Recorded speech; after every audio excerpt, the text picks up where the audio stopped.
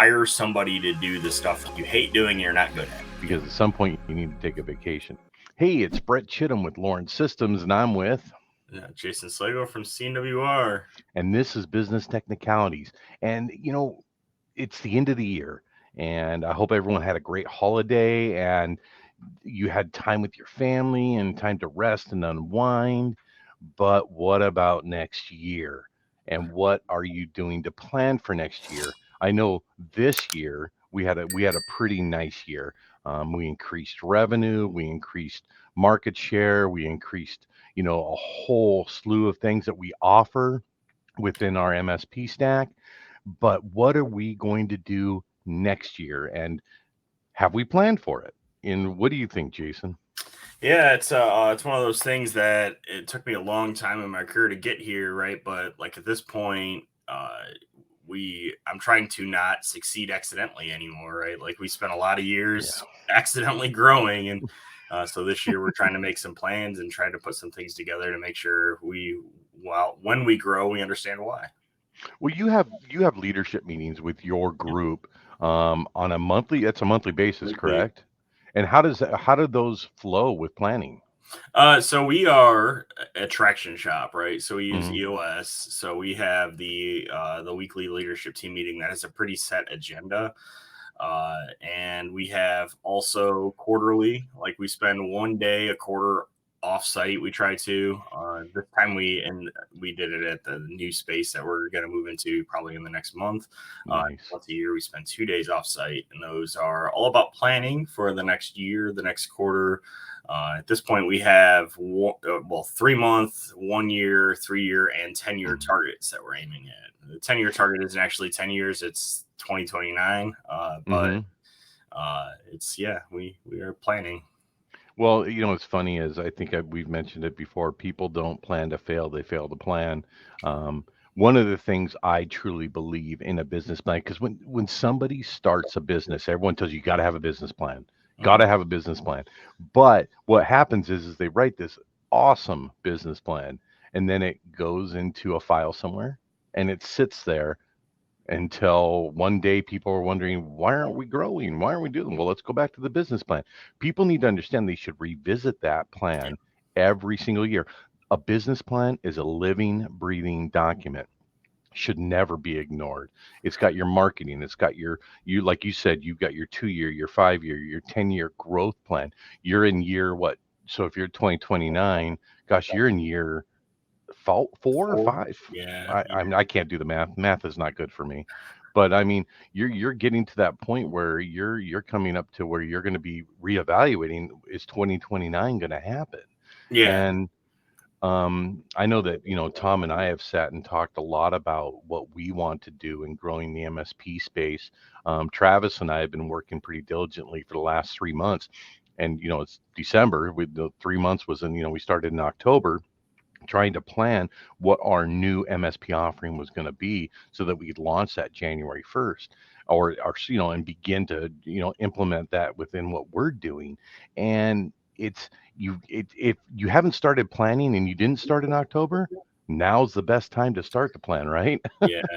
We have a good idea of what we want to do. And then last week, I think Tom actually came down on Tuesday, Monday, Tuesday of last week. We spent the whole day, our leadership team holed up in a room and dusted off, basically took the 10-year plan, backed it into Mhm. what the 3 year plan, because every year we take the 3 year plan out another year, right? So it's Right. like, okay, to get to the 2029 goal, what do we need to be at the end of Hmm. 2020, what is it, 06, 2025, Right. and then 12/31/2025, and then what do we need to get to this year to make that happen? Like, for instance, we know we have a very large client that we deal with, Hmm. and they got acquired, and that contract, we know it's going to end, and we know when it's going to end. So it's one of those plans that it's make plans for replacing that revenue. What are we going to do to Hmm. get there?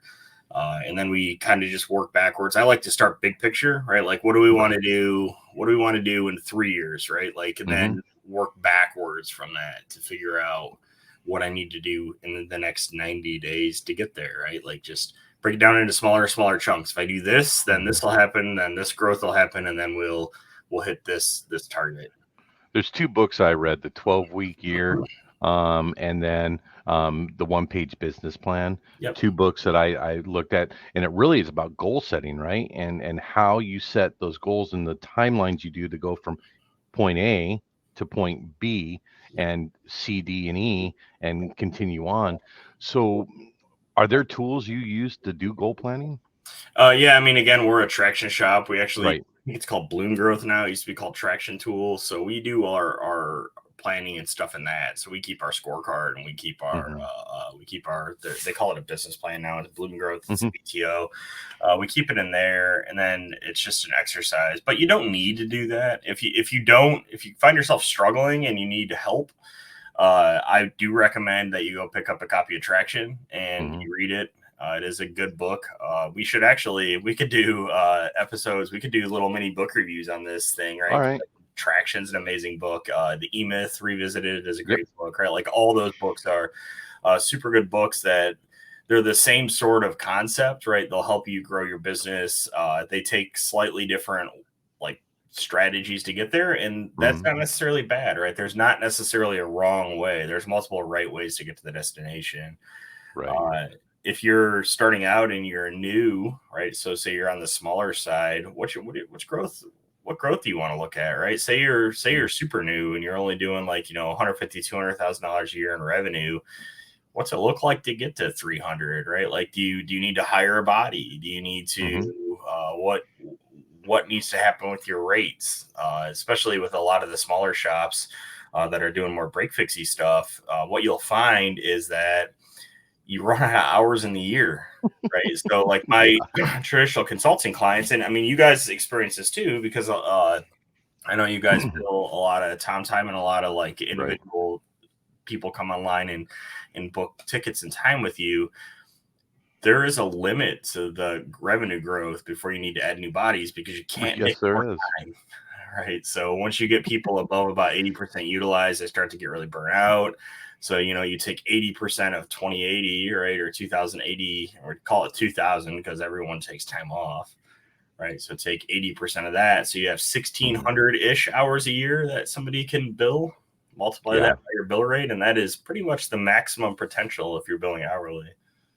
Well, I know, you talk about when you're building your price points for your stack and doing that, what is your plan for the future? And you have to actually figure out that in your pricing too. Where do you need to be Yeah. in 2 years? What's it going to take to get on two, three, four, five people into your business and working and actually duplicating your efforts in essence, Yeah. right? That's why you hire people to either duplicate your efforts or to do something you're not good at.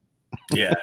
I so the one of the traction books actually talks about that. It talks about making a quadrant, right? Like, and Hmm. you put the things that you're good at and you love doing in the upper left, that you're okay at and that you like doing in the upper right, that you are good at, that you hate doing in the lower left, and that you're good at and that or that you're bad at and hate doing in the lower right. It's like hire somebody to do the stuff in the lower right, the stuff Yeah. you hate doing and you're not good at. Start there. Right, because and I think that's a good plan to follow when you look at what you need to do because you and I were only one person, right? And Yep. and when you're starting out and for the ones out there that are single, single man shops right now, we talk with a lot of them and try to assist and consult with them about building their business. But the true understanding is you can't do it alone Yeah. because at some point you need to take a vacation. So planning to take that vacation, right? Where do you want to go and make that part of your business plan that, hey, by the end of next year, I want to have two more people so that I can take a vacation and be gone for a week and things aren't going to burn down. Yeah, we actually one of the we obtained a company here, this local computer store, a number of years back. Jeff, you've met Jeff. Yep. Jeff actually was a proprietor of that. He sold off the retail, and we kind of absorbed the business clients, and it was exactly that for him, right? It's like he was taking care of the business clients, and the partnership with us started because he would go on vacation and he would need somebody to backstop him when he Hmm. was on vacation. So we would backstop his clients as needed. We would do some Hmm. of the higher end stuff that he did. But yeah, I mean, he made a plan, right? The plan was, hey, I'm going on vacation, and these guys have my back if I need somebody to deal with my clients while I'm gone. It's nice to have someone to trust. I think that's part of your planning too, is who in the industry can you trust to do things like that? Because I know you and I and Tom and you have built a good Yeah. relationship and this business partnership that we've kind of evolved into. And it's kind of exciting some of the future things that may happen. And so I and that's part of the plan. And Yep. I keep going to the plan because it's planning, and you can't be successful by accident forever. You actually talked about, you're successful by accident. You Yeah. can't do that forever because at some point you're going to have to figure out what are those key metrics that helped you to do that, and what can we plan to do in the future to Yep. continue those, right? Yeah, I mean, we've been growing for can't even more years than I can remember, at 15 to 30% a year, and last year is a good example of it. Right, we grew 15%, which is nothing to sneeze at. No. But the way our revenue split panned out, it wasn't how we had planned it. Right, so I beat those guys up a little bit. I beat Matt up, I beat Jeff up, and all of them, and I'm like, we grew, we did it, but our net profit was kind of wasn't as good because it wasn't following our revenue split. It was a lot of hardware sales. It was a lot of Mm, projects. I mean, it was projects to support those hardware sales, but it was accidentally succeeding. So I think we should give some actionable tips here, right? Like, I right. mean, make some, sit down, write down what your number is for the end of 2023, right? Like, start there. Yeah, What do you got? and then what do you got to start with that number in mind, right? They start begin with the end in mind, Yep. and so you're going to write down that number. What do you want to make next year in your revenue? What do you want your profit to be? What do you want, what do you want the end revenue number to be? Yeah. And then work back your way into how you're going to get there. Are you Yeah. going to, yeah, I mean, are you going to start doing cold calling? Your company, you do a lot of that, don't you? We do. Drew is doing at least 200 calls a week, Mm-hmm. just to try to drum up some new business. But more importantly, like, so yeah, I mean, if that's a thing, if you figure that you need to obtain 20 seats a month, 10 seats a month to get to your Mm-hmm. number, right? How you gonna so now you know what the end goal is, you know what the growth looks like. What are you going to do to hit that growth metric, right? So now you have a Right. very actionable thing. You work out, okay, if I make 200 calls, I get 2 appointments.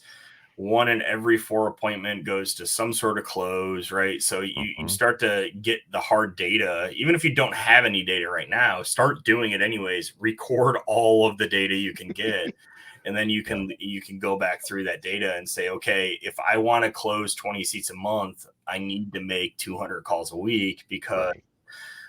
1 in 4 goes to, or I get 4 appointments out of 200 calls, and 1 in 4 closes to a sale, right? So Mhm. now those numbers are made up. I actually would have to dig into what our actual data is to Right. figure them out. I think the appointment number isn't that far off, but the rest of them I actually have no idea on. But Well, no, you yeah, seem to know things pretty quickly. I know when we first met, you were able, you keep in mind your numbers, and you keep in mind those actionable items that you continue to do. And I think as a business owner, you have to do that. You have to keep it. It's got to be in the forefront of your mind, and not just lying back there and you think about it once in a while. no, It's yeah, always doing. I think that's a good action item. Always be thinking about what your plan is, where you're at. So January starts next week, right? hmm And so what are you going to do that first week in January to get to those 20 new seats? What are some of the marketing efforts you're going to do? I mean, are you going to be are you going to join a networking group? Are you going to be a part of a larger business community of some sort, and start to list those things off? The E-Myth Revisited talks a lot about, the hats you wear, and what are you going to do now to let other people wear some of those hats that you're wearing now?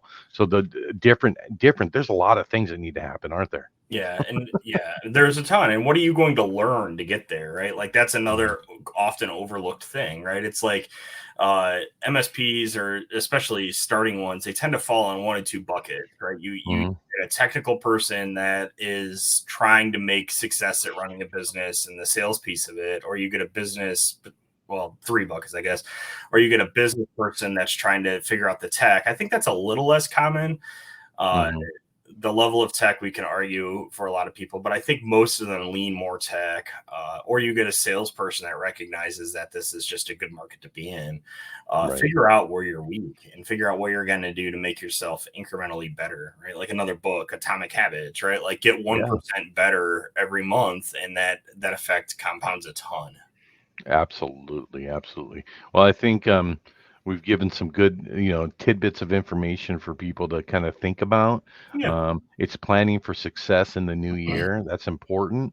What any ending comments from you? No, I think we should start maybe taking some of those various areas and maybe try to get some guests on here. I'm Yeah, not sure we can get absolutely. Wes on here to talk about security and Alex. We'll see if we can get some guests to talk specifically about some of the areas that in your plan you can use to grow and some resources that you have. Absolutely. Next year is going to be a great year. It's going to be awesome. Cool. I can't wait. All right, man. Hey, Awesome. everybody, make it a great day. And this is Business Technicalities. See you next week.